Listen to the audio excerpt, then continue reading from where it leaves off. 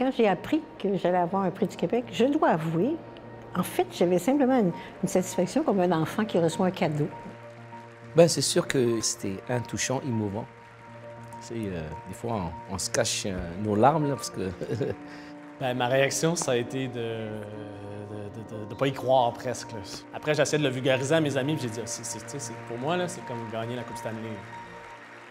Madame Francine Descaries, pour l'innovation sociale qu'ont apporté vos recherches, j'ai l'honneur de vous remettre le prix Marie-André Bertrand 2019.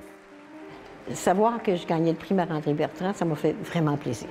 Mais après, au fil des jours, pour moi, c'est devenu très, très important parce que je porte un dossier, soit celui des études féministes, qui a pris beaucoup de temps à s'imposer dans le monde académique. Et ici, je vous fais remarquer que le prix, c'est un prix scientifique.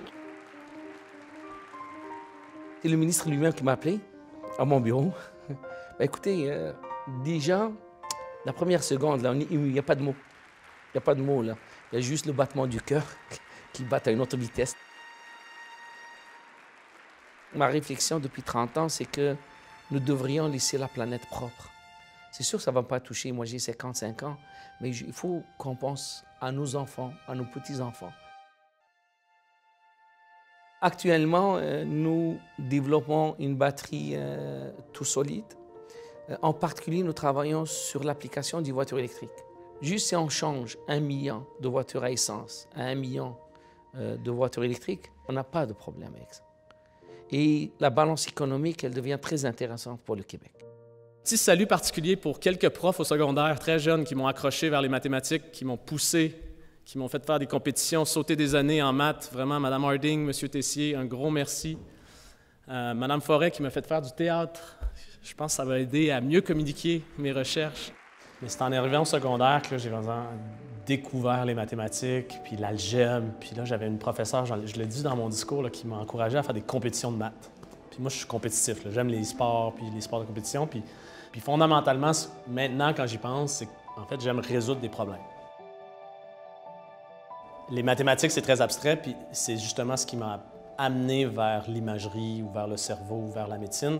En 2008, quand j'ai fini mon doctorat, j'ai vraiment mis au point une technologie qui nous permet de prendre l'IRM, l'imagerie par résonance magnétique, pour suivre toutes les molécules d'eau du cerveau et reconstruire, pour une des premières fois, une carte assez complète des réseaux routiers du cerveau. On participe à la découverte de nouveaux médicaments dans l'industrie pharmaceutique pour le cerveau, pour la sclérose en plaques, pour l'Alzheimer.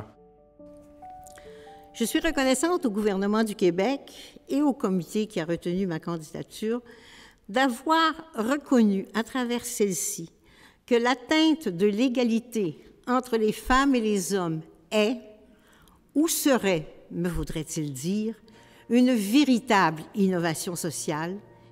Je vais peut-être vous surprendre en vous disant que le féministe aujourd'hui est beaucoup plus populaire et beaucoup plus, dans une certaine mesure, considéré comme un enjeu social important qu'il ne l'était il y a une quinzaine d'années. À l'intérieur de l'université, il y a une militance, il y a une volonté de transformer les choses, mais peut-être de les transformer un peu différemment de ma génération à moi.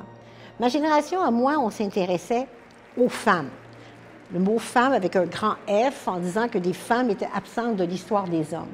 Maintenant, ce qui est exceptionnel dans la relève étudiante, c'est leur conscience de l'ensemble des disparités sociales. On ne connaît pas tout dans la vie.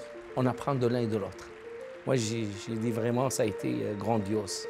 Non seulement pour les lauréats, etc., et aussi pour la population du Québec, pour montrer comment le gouvernement donne une belle place au niveau de la science et de la culture.